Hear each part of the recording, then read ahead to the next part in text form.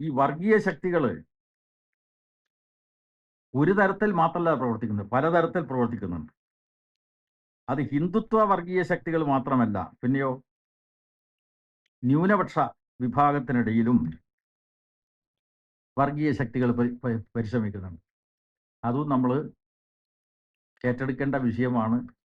വർഗ സംഘടനകൾ, സർവീസ് സംഘടനകൾ മാത്രമല്ല, ട്രേഡ് യൂണിയൻ പ്രസ്ഥാനങ്ങൾ, കർഷക പ്രസ്ഥാനങ്ങൾ, അതുപോലെയുള്ള ബഹുജന പ്രസ്ഥാനങ്ങളൊക്കെ ഏറ്റെടുക്കണം. എന്തുകൊണ്ട്?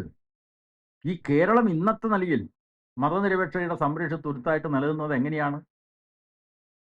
ശ്രീനാരായണ ഗുരു ഉൾപ്പെടെയുള്ള നവോത്ഥാന പ്രസ്ഥാനങ്ങൾ ജാതിക്കും മതത്തിനും അതീതമായിട്ടുള്ള സാമൂഹ്യ ബോധമാണ് സൃഷ്ടിച്ചത്. ശ്രീനാരായണ ഗുരുവിനെയാണ് ഇപ്പോൾ ഹിന്ദു സന്യാസിയായിട്ട് ചിത്രീകരിക്കുന്നത്. അദ്ദേഹം അരുവിപ്പുറത്ത് എഴുതി വെച്ച ശ്ലോകം RSSന്റെ ശാഖയിൽ ചൊല്ലിയാൽ പിന്നെ RSS ഇല്ല. എന്താ എഴുതി വെച്ചത്? ജാതിഭേദം, മതദ്വേഷം ഏതുമില്ലാത്ത സർവരും സോദരത്വേന വാഴുന്ന മാതൃകാ സ്ഥാനമാമിത് എന്നതാണ്. സോദരത്വേന ഫ്രഞ്ച് വിപ്ലവത്തിന്റെ മുദ്രാവാക്യമാണ് ശ്രീനാരായണ ഗുരു ഈ സമൂഹത്തിൽ നൽകിയിട്ടുള്ള സന്ദേശം.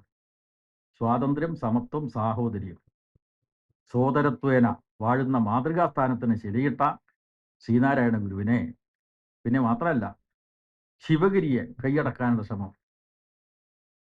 ശിവഗിരിയിലേക്ക് എന്തിനാണ് തീർത്ഥാടകർ വരേണ്ടത്? 8 ലക്ഷ്യങ്ങൾ ശ്രീനാരായണ ഗുരു പറഞ്ഞിട്ടുണ്ട്. അതിൽ വിദ്യാഭ്യാസം നേടൽ വളരെ പ്രധാനമായിട്ടാണ് ഒന്നാമത്തെ കടമയായിട്ട് പറഞ്ഞു. ശുചിത്വം പറഞ്ഞു. അതുപോലെ തന്നെ സംഘടനയുടെ പ്രാധാന്യം പഠിപ്പിക്കുന്നതിന് വേണ്ടി ഒക്കെയാണ് ശിവഗിരിയിലേക്ക് ആളുകൾ വരേണ്ടത്.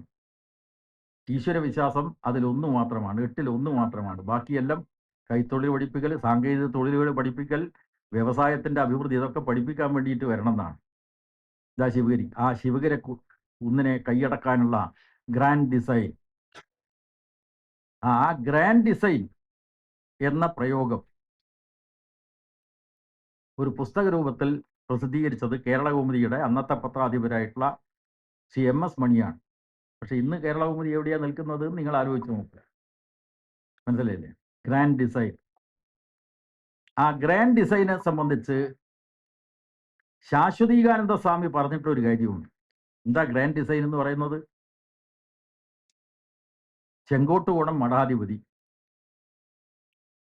ശിവഗിരിയിൽ വന്നു, ഞാനുമായിട്ട് സംസാരിച്ചു. ശാശ്വതീകാനന്ദയോട് പറഞ്ഞത് നമ്മൾ ഇരുവരും ഒത്തുചേർന്നാൽ കേരളം ഇങ്ങ് പോരും എന്നതാണ്. ഇതിന് ദൈവത്തെ രക്ഷിക്കാനാ? ഇതിനാ കേരളം ഇങ്ങ് പോരേണ്ടത്? വർഗീയ കേരളമാക്കി മാറ്റാൻ, സംഘപരിവാറിനെ അടിപ്പെടുത്താൻ.